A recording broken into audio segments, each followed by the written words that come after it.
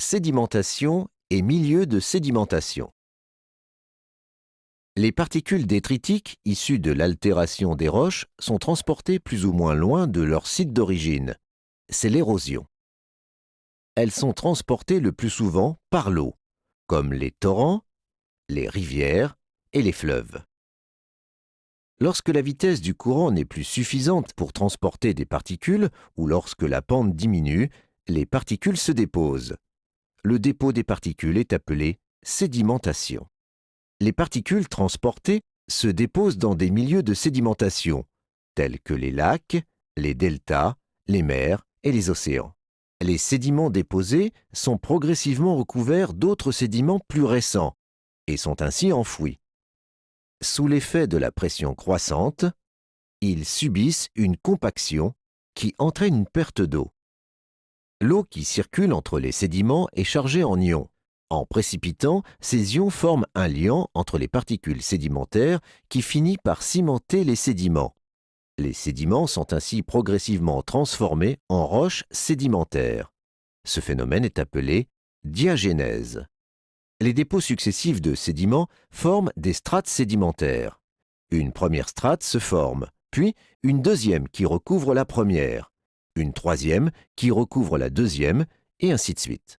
Sur cet affleurement, on observe différentes strates sédimentaires. Une première strate formée de grès. Le grès est une roche sédimentaire détritique, constituée de particules aussi petites que des grains de sable. Puis, au-dessus, on observe une deuxième strate plus récente. Elle est formée d'une autre roche détritique, mais dont les particules cimentées sont de taille plus importante. Il s'agit d'une roche détritique appelée conglomérat. Il existe donc une diversité des roches sédimentaires détritiques en lien avec la taille des particules qui les constituent. Les pélites sont des roches sédimentaires constituées de particules de très petite taille. On peut, de façon plus familière, parler d'argile. Les grès sont constitués de particules de la taille d'un grain de sable. Les conglomérats sont faits de particules de grande taille. L'étude de ces roches permet de reconstituer l'environnement à l'époque du dépôt. Ces roches se sont en effet formées il y a environ 245 millions d'années au cours d'une période géologique appelée le Trias. Une observation microscopique d'une lame mince de ce grès montre que les grains de sable sont composés de quartz.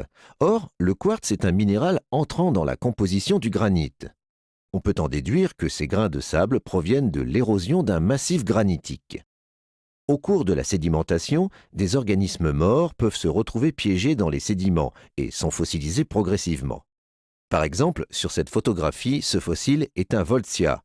Il s'agit d'un arbre de la famille des conifères, comme les pins et les sapins. Cela nous permet de comprendre l'environnement passé dans lequel les roches se sont formées. Cette illustration est une reconstitution d'un paléo-environnement à une époque datée de la fin du Trias, il y a à peu près 245 millions d'années. Ce paléo-environnement a pu être déduit de l'étude des roches sédimentaires et des fossiles qu'elles contiennent.